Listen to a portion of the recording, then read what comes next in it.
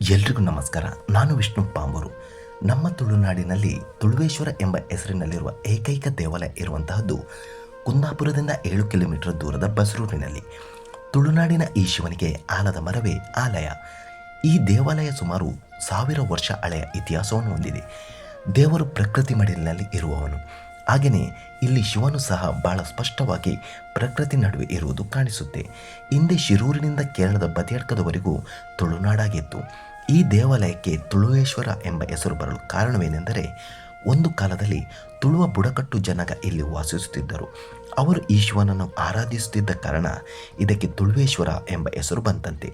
ಇಡೀ ಮಂಗಳೂರನ್ನೇ ಆಳಿದ ಅಲುಪರಾಜರು ಕೂಡ ಇದೇ ಜನಾಂಗದ ಉತ್ತರಾಧಿಕಾರಿಗಳಂತೆ. ಇದೀಗ ಈ ತುಳುವೇಶ್ವರನಿಗೆ ಮಹೇಶ್ ಕಿಣಿಯವರು ಪೂಜೆ ಮಾಡ್ತಾ ಇದ್ದಾರೆ. ತುಳುವೇಶ್ವರನ ಬಗ್ಗೆ ಸಿಕ್ಕ ಪ್ರಥಮ ಕೆತ್ತಿದ ಶಾಸನ ಬಸರೂರಿನ ಮಹಾಲಿಂಗೇಶ್ವರ ದೇವಸ್ಥಾನದ ಬಳಿ ಕ್ರಿಸ್ತಶಕ 1401ರಂದು ಸಿಕ್ಕಿದೆ. ಇದರಲ್ಲಿ ತುಳುವೇಶ್ವರನಿಗೆ ದಾನ ಕೊಟ್ಟ ಬಗ್ಗೆ ತಿಳಿಸಲಾಗಿದೆ. ಈ ಆಲದ ಮರ ಕೂಡ ಸುಮಾರು 200 ವರ್ಷ ಇತಿಹಾಸವನ್ನು ಹೊಂದಿದೆ. ಇಲ್ಲಿ ಬೆಳಿಗ್ಗೆ 9 ಗಂಟೆ ಮುಂಚೆ ಪೂಜೆ ಮಾಡಿಯಾಗುತ್ತದೆ.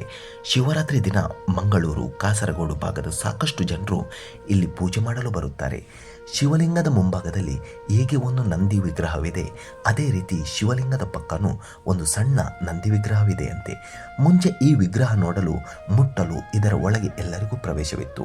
ಆದರೆ ಈಗ ಇದರ ಒಳಗೆ ಪೂಜೆ ಮಾಡುವವರನ್ನು ಬಿಟ್ಟು ಬೇರೆಯವರಿಗೆ ಪ್ರವೇಶವಿಲ್ಲ. ಯಾರೋ ಆವರಣದ ಒಳಗೆ ಹೋಗೋಕೆ ದಾರಿ ಕಷ್ಟ ಇದೆ ಅಂತ ಚಪ್ಪಲಿ ಹಾಕಿ ಒಳ ಪ್ರವೇಶಿಸಿದಾಗ ನಾಗರ ಹಾವು ಬೆನ್ನು ಹತ್ತಿ ಬಂತಂತೆ. ಹಾಗೆ ಅವರು ಅಲ್ಲಿ ಕ್ಷಮೆ ಕೇಳಿದ ನಂತರ ಹಾವು ಹೊರಟು ಹೋಯಿತಂತೆ. ಮುಂಭಾಗದಲ್ಲಿರುವ ನಂದಿ ವಿಗ್ರಹದ ಕೆಳಗೆ ನಿಧಿ ಇದೆ ಎಂಬ ಮಾಹಿತಿ ತಿಳಿದ ಕೆಲವರು ರಾತ್ರಿ ಹೊತ್ತು ಬಂದು ಅಗೆಯಲು ಶುರು ಮಾಡಿದಾಗ ಅಲ್ಲಿಂದ ಹಾವುಗಳು ಹೊರ ಬಂದಂತೆ. ಆಗ ಕಳ್ಳರು ಅಲ್ಲಿಂದ ಓಡಿ ಹೋದರಂತೆ. ಇಂದಿಗೂ ಆ ಕಾರಣದಿಂದಾಗಿಯೇ ಇಲ್ಲಿರುವ ನಂದಿ ವಿಗ್ರಹ ಸ್ವಲ್ಪ ವಾಲಿದ ರೀತಿಯೇ ಇದೆ.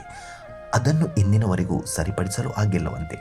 ಪ್ರಕೃತಿ ಮಡಿಲಿನಲ್ಲಿರುವ ಈ ದೇವಾಲಯ ಪ್ರಕೃತಿ ಮಡಿಲಿನಲ್ಲಿಯೇ ರಾರಾಜಿಸಲಿ ಎಂಬುದು ನನ್ನ ಆಶಯ.